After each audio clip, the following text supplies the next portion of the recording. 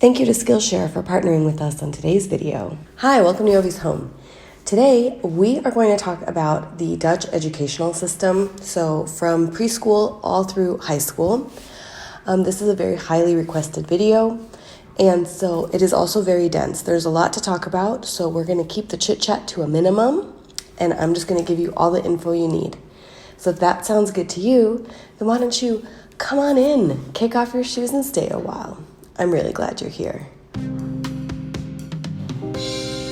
Before we hop into the video, the Dutch word of the day today, there's two of them, and I'm going to ask you, my Dutch friends, to tell me the difference because I'm not quite sure that I understand. The word is education, and there are two Dutch words. It's either opleiding of onderwijs, but what is the difference?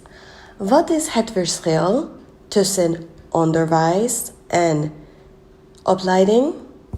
Vertel mij in the comments, alstublieft. Let's hop right in. The first thing we're going to cover is the Peuterspeelzaal, or the preschool, today. I have a whole video about daycare and stuff. It's linked somewhere. You can have a look at that if you're interested. But preschool in the Netherlands starts at age 2.5.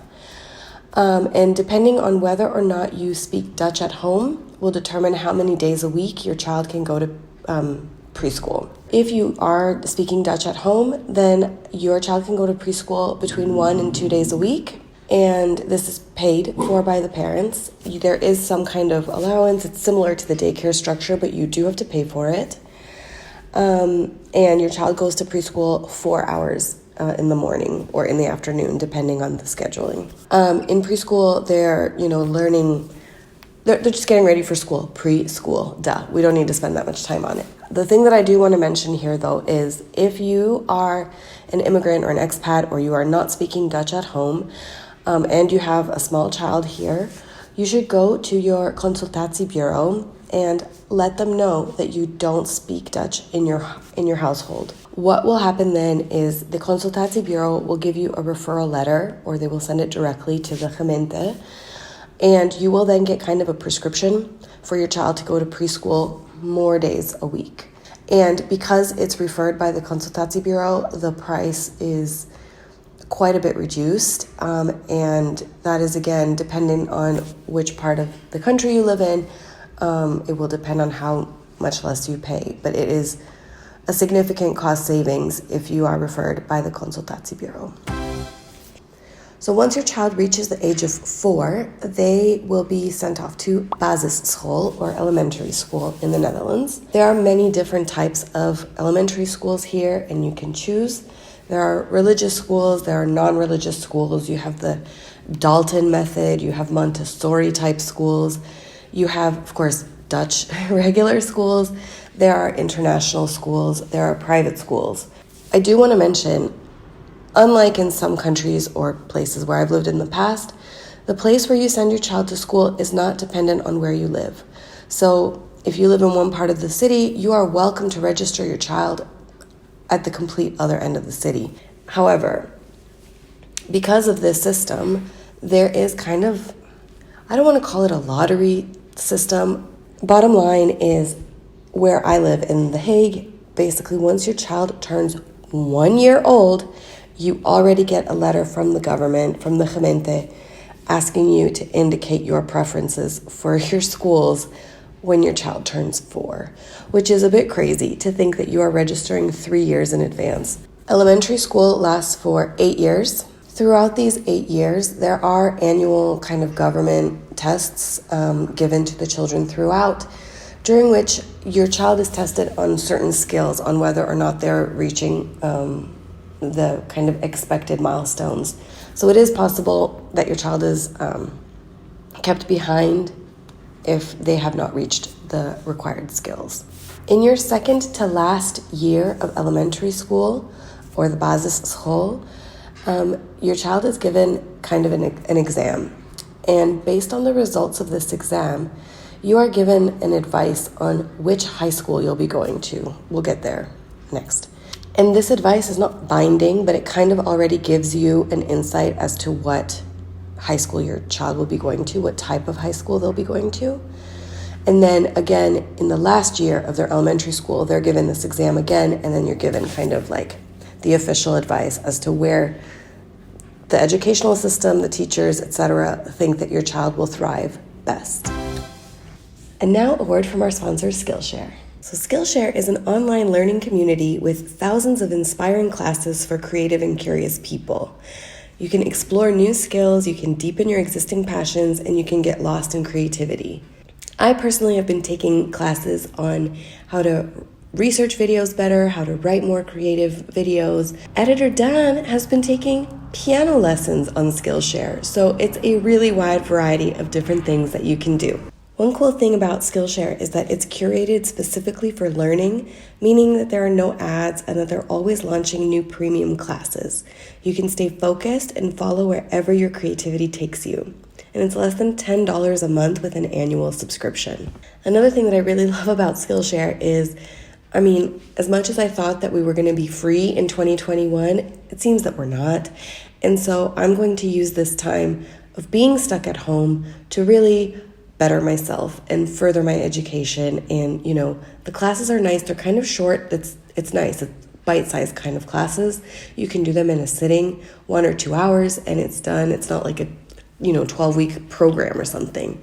So I really, really enjoy that. When you join Skillshare, you can try one of their new live classes where you can experience real-time inspiration as you connect with popular teachers while watching and working alongside with other members. Skillshare has a special offer for Jovie's home viewers. The first 1,000 subscribers to click the link in the description will get a free trial of the premium membership so you can explore your creativity.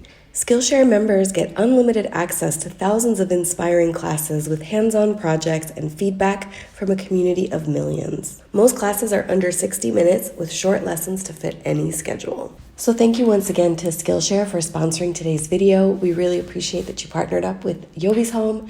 And you guys, I hope that you will check out the link below and let Skillshare know that we sent you. And now let's get back into today's video. So now we get to Middlebare school or high school. In the Netherlands, there are 3 different types of high schools. You have the VMBO, the HAVO, and the VWO. The difference between these 3 types of high schools is how long they last. So the VMBO lasts for 4 years, HAVO lasts for 5 years, and the VWO is 6 years. Depending on which track you're going to, determines which type of higher education you can attend at the conclusion of your high school studies. Now in the VMBO, so this is the 4-year high school track, in the first 2 years, everybody learns the same, you have the same subjects, etc. And then your last 2 years, you get to kind of choose a track of what is more interesting for you. Whether that's more like a technical study or whether it's more of a general study. In the VWO, which is the 6-year high school, here you would choose your track after 3 years. So 3 years, everybody has the general stuff, and then for 3 years, you're more specialized in kind of whatever career you're thinking about going to, you're going to be more specialized. So if you're thinking that you want to go into medicine, you're going to be more having like biology, chemistry, physics, these type of courses. Whereas if you're thinking more like of being an accountant, you're going to get more math and economics, things like this. So then you're narrowing it down a bit more. Now I have to say, when I first moved to the Netherlands and I heard about this, that children basically in the 8th grade are told which kind of high school they're going to go to, I was a bit shocked. And I thought, well, that's, you are only, 12 or 13 when you start high school? To make such a big decision for the rest of your life based on somebody who's so young was quite shocking. However, I misunderstood what it was all about. And just because you get advice to go to one of these 3 high schools does not mean that you have to stay there. Let's say you get put into the middle level, the HAVO level, and you find in the first year of your HAVO that it's super easy and that your lessons, you're just sailing through, no problem. The following year, you can go ahead and get bumped up to the VWO high school. Similarly, if the HAVO level is too difficult for you, which it can totally be, after the first year, and if you're struggling, you can go down to the VMBO level. The point of this, from what I understand, is to give each student really a chance to thrive and to find what it is that they're going to be happy with in their life. So it's not like a negative thing, which is what I definitely perceived it to be in the beginning. It's actually quite the opposite. It's enabling your child, whatever level they're at, whatever level their skills are at, to find the appropriate level of education for them that they will enjoy and that they will be successful at. Once you're getting close to graduating high school, and by this I mean the last 2 years, there are, again, statewide exams that will make up the basis of part of your grade, and these are very intense, difficult exams that are not only graded by your teacher, but also another teacher randomly. Your exams are sent to some other teacher in the Netherlands. Every student in the Netherlands gets the same questions, so it's a countrywide exam for all the students.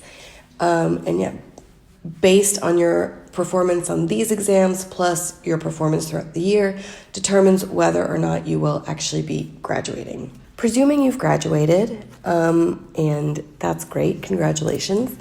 Now you're thinking, what can I do for a future study if you want to continue? If you've gone with the VMBO track, then you go to the MBO for higher learning.